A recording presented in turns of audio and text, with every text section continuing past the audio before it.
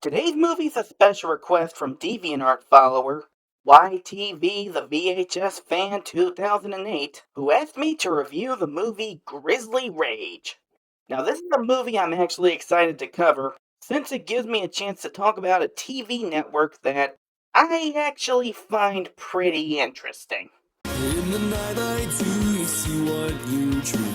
All your troubles, are they what they seem? Look around you, then you may realize all the Grizzly Rage is a 2007 horror film that's most famous for its release on the Syfy channel.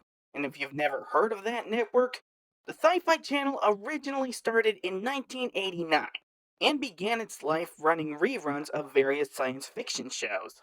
But after a change in management, they started making their own shows and movies. When it comes to the shows that the Syfy channels put out, there's a lot of awesome ones. A lot of them are actually well known and loved, like Farscape and Stargate Atlantis. But rather the Syfy channel's talent doesn't translate well to film, or they just hire the worst people possible for the job, their movies rarely have the same captivation as their shows, as evident by hilarious results.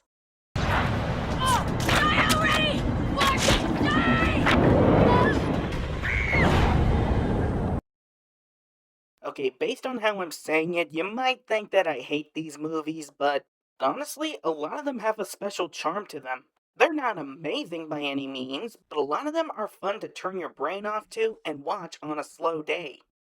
To give you an idea of what I mean, I did an experiment where I tried to simulate watching a sci-fi original movie. I watched a Syfy channel movie on Tubi, and whenever it would play any ads, I would mute the TV and watch one of those compilation videos of commercials that were aired on the Syfy channel.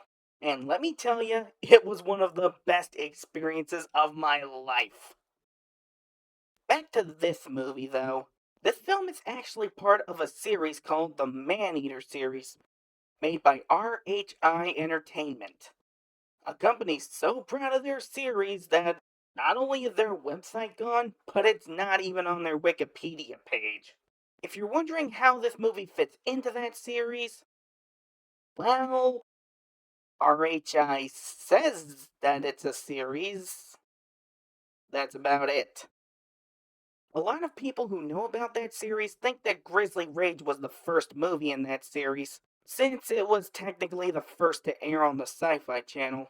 But the first one to ever be made was Blood Monkey. You want to know about that movie? Next time.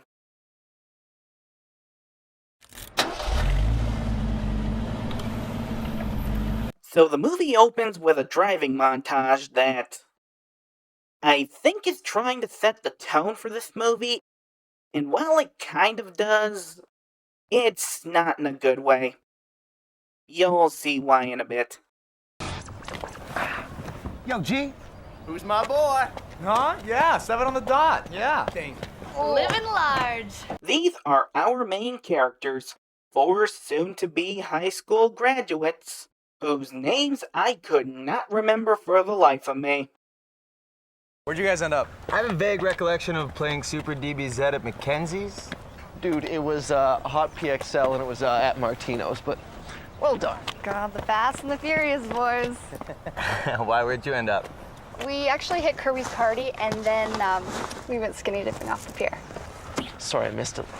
I'd make a joke about censorship and television, but not having any nudity in the film just makes my job easier. By the way, nice speech. If youth is the season of hope. It is often so only in the sense that our elders are hopeful about us. For no age is so apt as youth to think its emotions, partings, and resolves are the last of their kind. Okay, buddy, if you're trying to add class to a movie called Grizzly Rage, newsflash, it ain't happening. Okay, you can at least move your seat up a little farther, dude. Say, if I move up any further, I'm gonna be on the friggin' hood. I don't have a problem with that. Anybody else have a problem with that? Works for me. Shut up and drive. So these four pain in the tails... Now wait, most of the people watching this are probably humans, so I should probably be more human autonomy accurate. These four pain in the butts, yeah, that's good, are going to celebrate graduating high school. And given how they're in a sci-fi movie, my guess is that they're going to a place that the government has listed as private property. Let's saddle up and ride.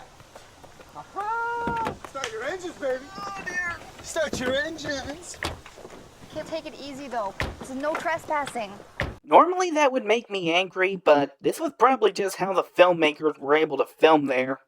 In fact, I can imagine the director saying something like, "Okay, look alive, people. We don't have a permit to film here, so let's make it quick."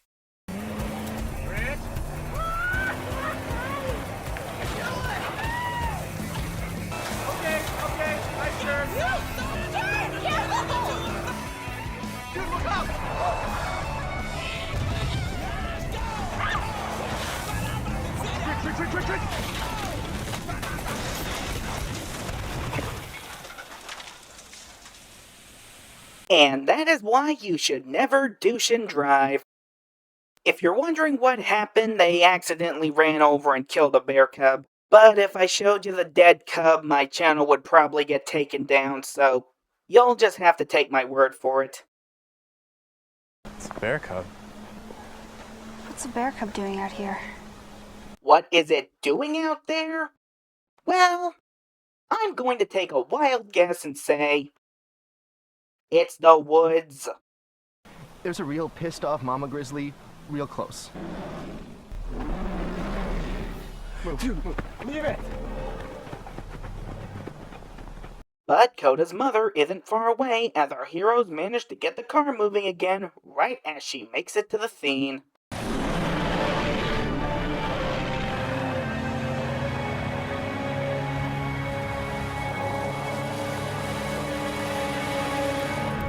Oh, man. Yeah, that was too close for comfort. Yeah. You do realize you're going the wrong way, right? You want me to turn back? Okay, I can't tell if I'm seeing the main characters trying to get away from the bear, or if I'm just watching the actors driving to the next filming location. Oh, no, don't do this. What? What's wrong? The engine's overheating. Okay, and can we deal with this later? Yeah, no, the engine will seize. Unfortunately, the car's engine begins to overheat as they try to find water to cool it down. One of them tries to call for help, but she can't get a signal on her phone. In other words, it's no use. There, I said the stupid meme. Are ya happy now?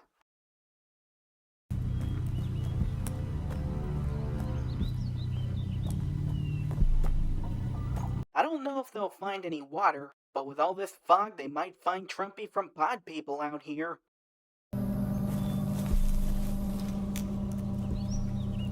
And as it turns out, there might be a reason why this land is private property.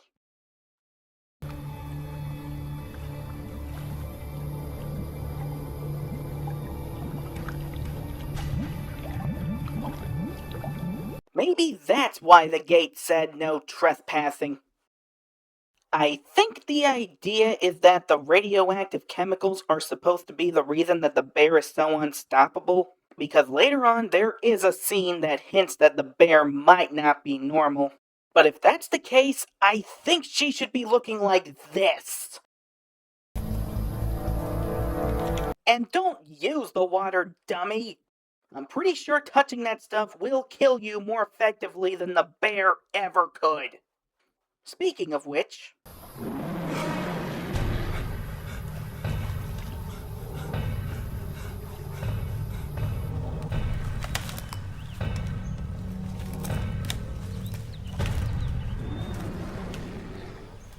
Okay, time for a fun fact about the making of this movie. The bear in this movie was played by a trained grizzly bear named Coda, named after the bear cub from Brother Bear, which coincidentally is a bear-focused movie I'd rather be watching. Anyway, to get the bear to appear like it was roaring, the trainer would feed the bear marshmallows to make him smile, and the roars were dubbed in later. Despite being trained to be around humans, a lot of the actors were afraid to work alongside the bear, so whenever the actors and bear were supposed to share the same screen, the bear was portrayed by a guy in a bear suit. The reason I bring that up is because honestly, I didn't even notice that.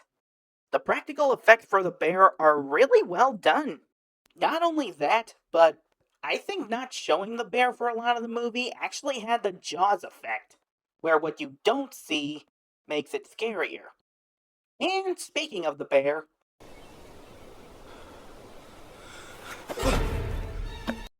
Come give Uncle Smokey a hug!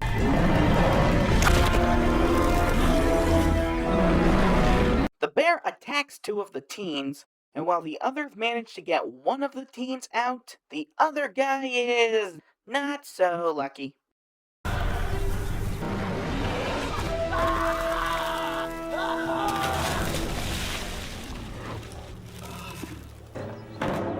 And as you can imagine, they aren't too happy about losing their friend. No, we can't leave him. We can't leave him, Sean. We have. I don't believe this. I don't believe this.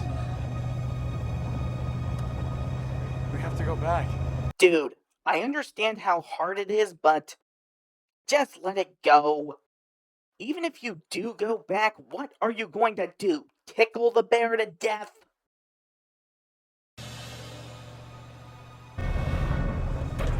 What are you? Turn around! Turn around! We have to go back! Okay, stop the car. Turn around! Stop the car. We have to get Rick! Stop the car. Turn around the car! Stop the car.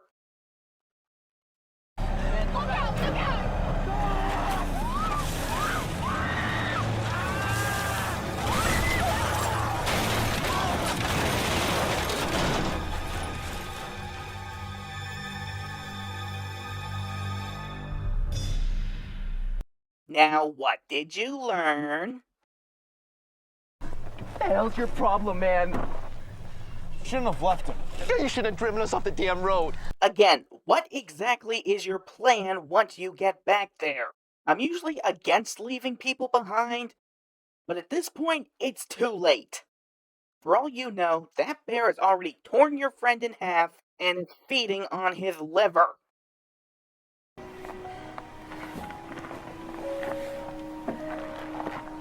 God, what are we gonna do, Wes? Cut the commercial and watch an ad for Taco Bell? Actually, now that I say that, yeah, whenever I watch one of these Syfy channel movies, I get the urge to go to the nearest fast food place. Maybe I'm just weird like that. So they use a winch to pull the car back onto the road, and for some reason, they play this rock music while they're doing it. It's like the movie is saying, yay, they're doing the right thing! But once they get it back onto the road, they find that the battery is dead. So what was the point of that? Just to waste time?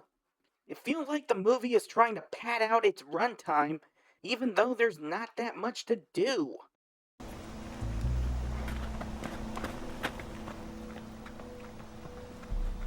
So one of the teens runs off to try to find help. Once again, the movie spends a lot of time focusing on him running, while this really catchy rock song plays. Train me of my future till nothing else remains. You'll get yours in the end.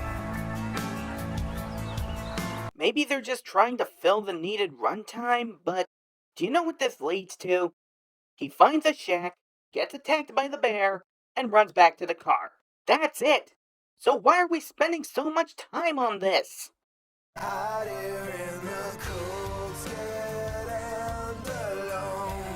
Speaking of the old shack he finds, when I first saw this movie, I thought that maybe they'd find something useful in there. Like maybe there's a hermit that lives there who helped them get back to the road. But nope.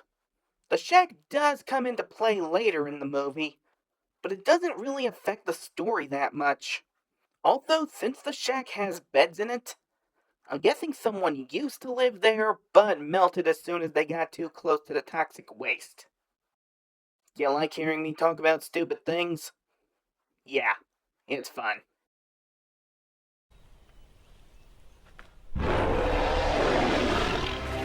Uh-oh, looks like Yogi's sister is back.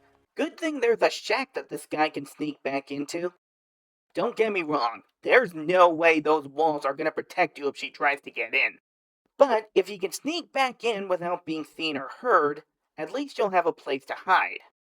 Plus, there's traps and sharp objects in there that you could use to defend yourself. Case in point, he doesn't do any of that. Instead, he runs into the woods trying to sneak past the bear. And guess how it goes?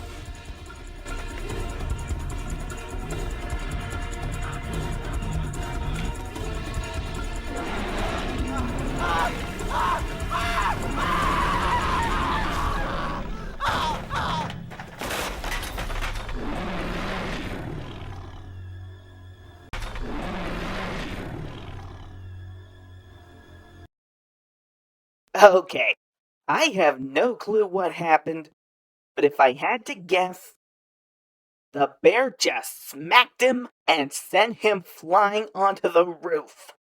That is one awesome bear. Maybe Sean's right. Maybe if we'd stayed, all four of us would be dead.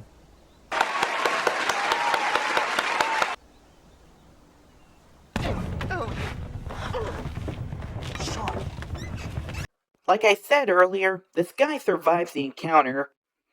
I guess the bear just assumed he was dead and walked away, as his friends try to treat his wounded leg while treating us to a beautiful landscape.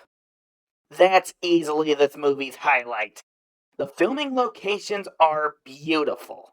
The movie was filmed in Winnipeg, Canada, and while you could argue that filming in the woods isn't that unique, almost every scene in this movie is so nice that I'd probably hang it on my wall.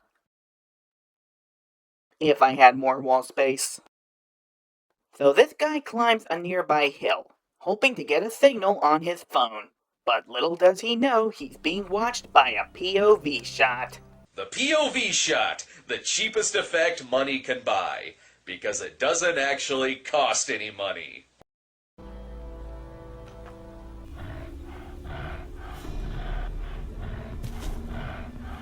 Unfortunately, the bear spots him as he runs back down the hill and everyone hides in the car.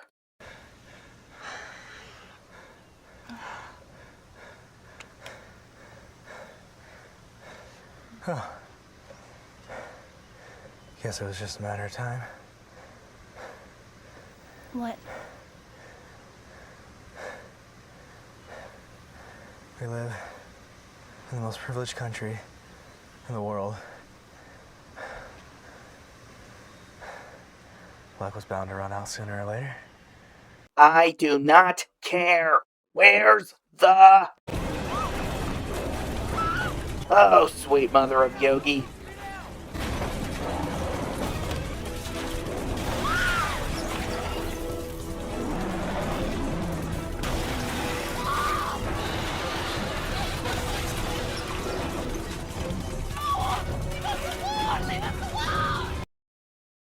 I'm sorry, what?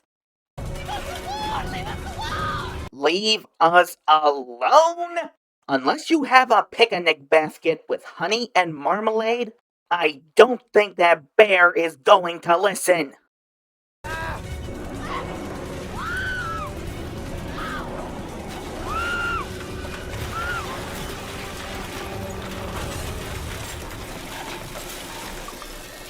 So the bear trashes the car and she just leaves.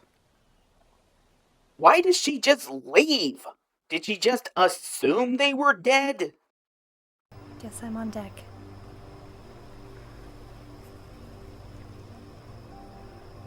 Lauren, you've got a concussion. You push yourself, you could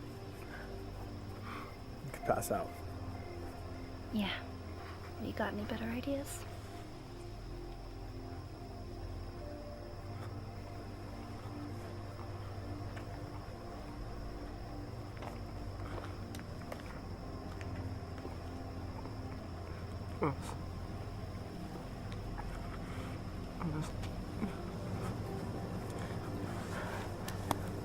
Bro, right here, right here. It hurts, man. I know, bro, I know it does. Oh. Do you see the biggest problem with the movie yet? It's so drawn out and boring. It feels like they were only able to write a few plot points, but they had to fill a runtime that was set in stone, so they just made the scenes longer even if they didn't impact the story. I don't know if that's what happened, but that's what it feels like. Don't get me wrong, when the bear actually does attack people, it's pretty fun, but those moments are too few and far between.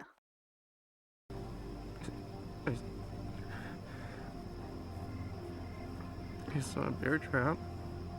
So right before he dies, the guy who found that shack in the woods earlier tells his friends about it, as they manage to get the car flipped over and... Okay, no, no, no, no! I know according to the plot they're not actually driving the car, they're just drifting it, but the car still drifts even when the ground is too flat. That's not drifting, that's moving on its own. Were they just not able to find that many slopes in the woods?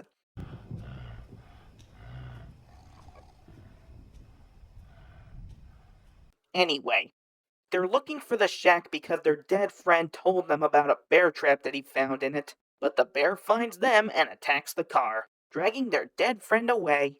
But it seems like these two have had enough of the bear as they douse the car in gas, lure the bear into it, and... Boy, get out of there! Get out of the Jeep! Wait! I know exactly what to do for this scene. Smile, you son of a...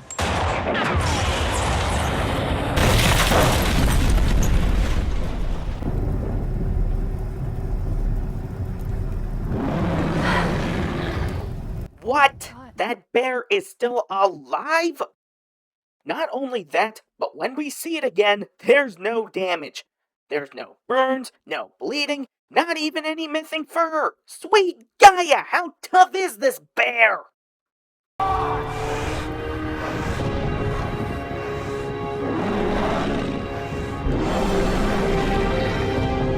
So one of the teens uses his blood-covered clothes to distract the bear, while the other finds the shack, looking for any weapons to fight back with. Unfortunately, the bear finds the shack as well, so this girl, A, avoids the windows to avoid being seen by the bear, B, sets out all the sharp objects in the shack to trick the bear into stepping on them so it'll be too wounded to chase them, or C, lures the bear into the shack, closes and blocks the door, assuming the bear won't be able to escape. Solo. I can't believe we made it.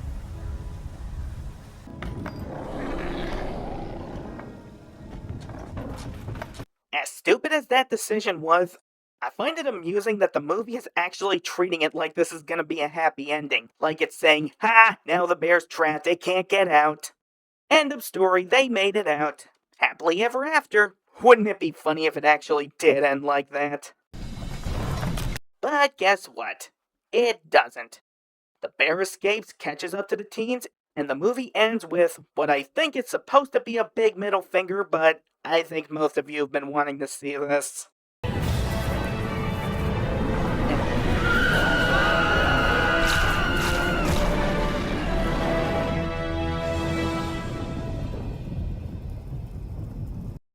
That was not my terrible editing or anything. That really is how the movie ends.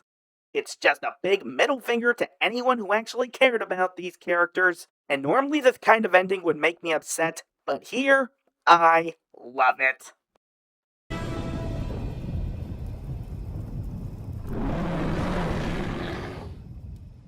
After the movie's release on Syfy in 2007, Grizzly Rage mostly fell into obscurity, but there are a few people who remember it, and those who do have kind of given it a bit of a reputation as being one of the worst movies ever made. Whether or not you think that is going to depend on how many bad movies you've seen. Personally, I've seen worse. I will say, though, out of all the Killer Bear movies I've seen, this one is by far my least favorite. At times the movie can be kind of fun, and even has some good suspense and pretty imagery, but the characters are idiots, so I don't care if they make it out or not. And on top of that, it's so boring! The movie is filled with long moments of build-up, possibly because there's not that much to do, and the payoff is too weak to make it worthwhile. Sure, you could argue this movie is less cheesy and stupid than most of the Syfy channel's more popular movies, but it's also a lot slower and less fun. Unless you're a die-hard fan of the Syfy channel, which even then I don't really know that many of, I'd say this movie is a definite pass. Well, that's all for now. But, remember that Blood Monkey movie that I mentioned earlier?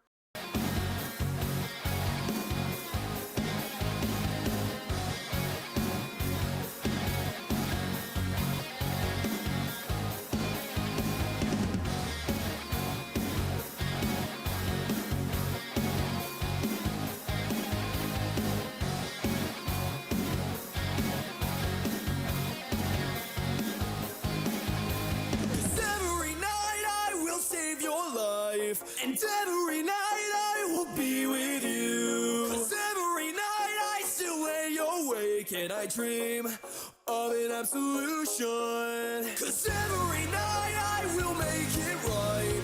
And every night I will come to you. But every night it just stays the same and I dream of an absolution.